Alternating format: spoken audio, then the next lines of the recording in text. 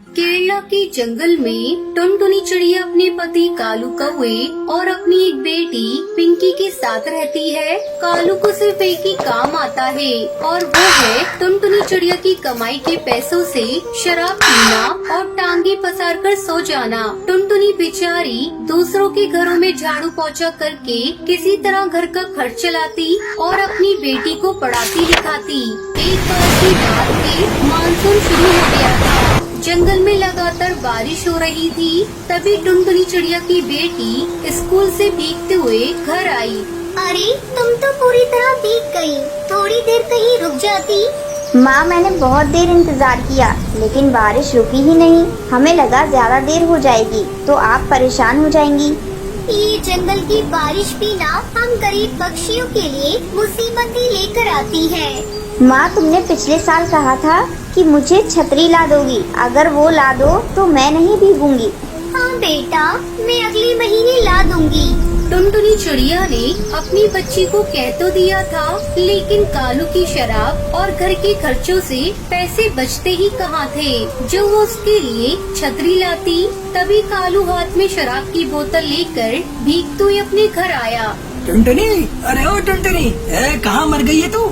मर जाती तो सही रहता, कम से कम तुमसे पीछा तो छूटता। ये तू क्या बकवास कर रही है? तुझे अपनी बेटी की फिक्र नहीं है, लेकिन मुझे तो है। पूरा दिन शराब शराब शराब। कालू के साथ सबसे बड़ी दिक्कत ये थी कि वो अपनी बुराई तो सुन लेता, लेकिन अगर कोई शराब की बुराई कर दे तो उसका पारा चढ़ जाता। उसने गुस्से में टुनटुनी को जोर से मार दिया। मुफ्तखोर चिड़िया, तू क्या समझती है अपने आप को? मैंने कितनी बार कहा कि मेरी शराब को एक शब्द भी बोला तो मुझसे बुरा कोई नहीं होगा।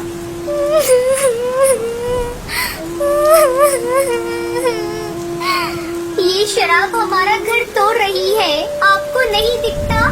चुप चुप कर, नहीं तो मार मार के मुंह सुझा दूंगा। टुनटुनी चिड़िया की बेटी भी अपने पिता के इस व्यवहार से हमेशा सहमी रहती थी। अगले दिन, सुनिए जी, मानसून जोर पर है। हर दिन भयंकर बारिश हो रही है। तो मैं क्या करूं? बारिश में बारिश नहीं होगी तो क्या लू चलेगी?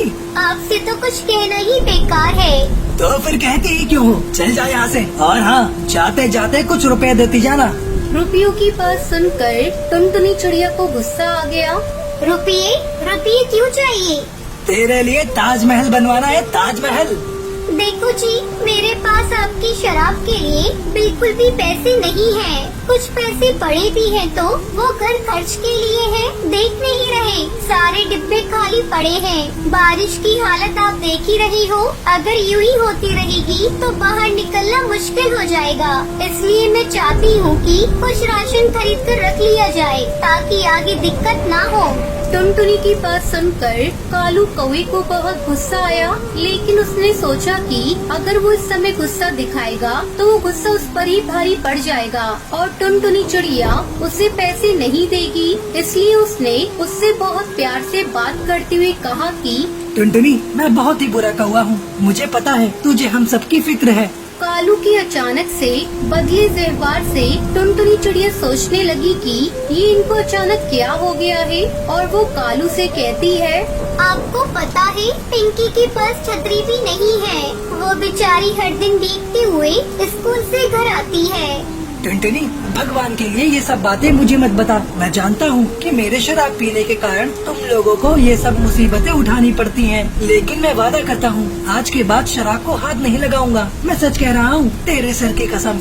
कालू ने वैसे तो ये वादा कई बार किया था, लेकिन निभाया नहीं। फिर भी टुनटुनी चिड़िया ने सोचा, चलो एक मौका से और दे देती हूँ। फिर वो काम पर जाने लगी। उसे काम पर जाते देख कालू ने कहा, सुनो, तुमने कहा कुछ पैसे हैं तुम्हारे पास, वो मुझे दे दो। मैं राशन का सामान और पिंकी के लिए छतरी लेता आऊँगा, ठीक है ना? टुनटुनी चिड़िया एक बार फिर से कालू की बातों में आ गई और राशन के सारे पैसे उसे दे दिए। फिर वो काम पर चली गई। बड़ी आई घर का राशन लाने वाली। अरे भूखे पेट तो रहा जा सकता है, लेकिन दारू के बिना बिल्कुल नहीं। उस दिन फिर से बहुत बारिश हो रही थी। घर में जो कुछ राशन था उसे टुनटुनी ने बना दिया था। अब वो कालू के आने का इंतजार कर रही थी। रात के 9:30 बजे कालू कौवा लड़खड़ाते हुए घर पहुंचा।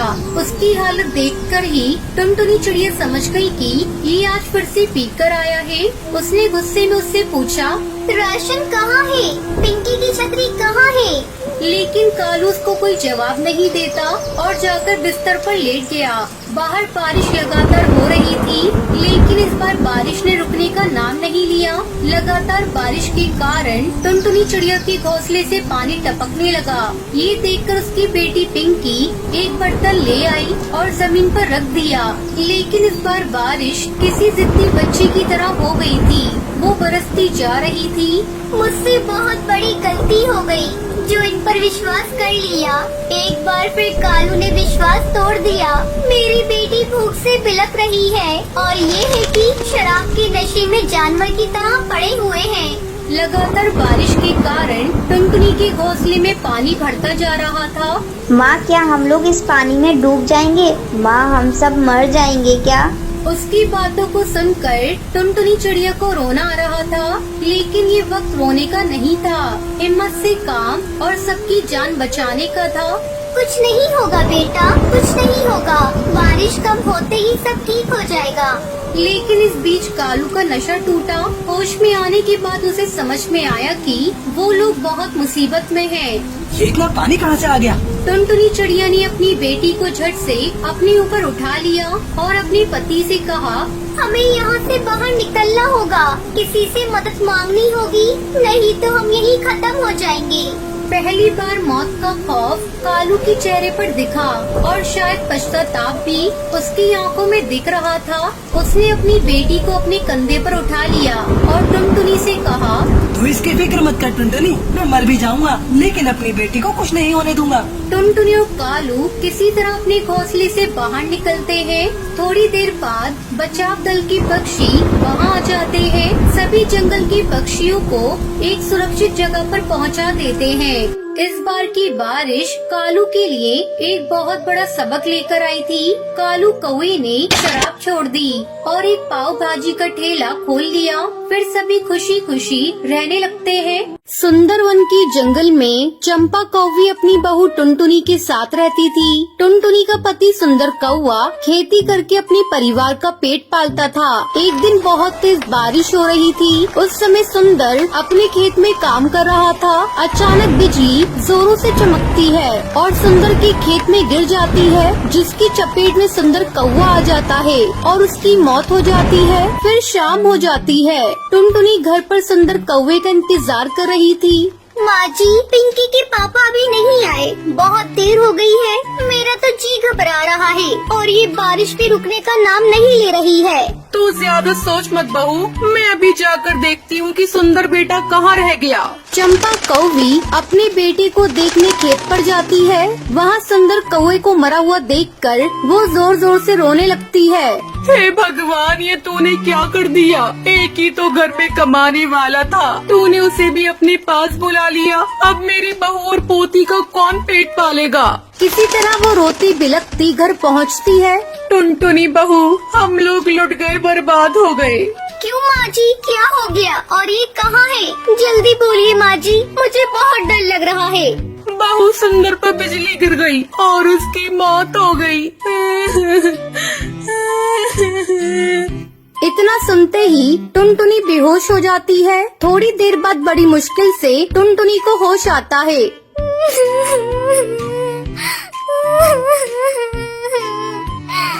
माँ जी, ये सब क्या हो गया?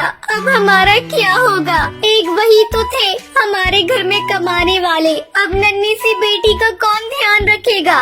इस तरह कई दिन गुजर जाते हैं। टुनटुनी की हालत चंपा कौवी से देखी नहीं जा रही थी। वो टुनटुनी को समझाने लगती है।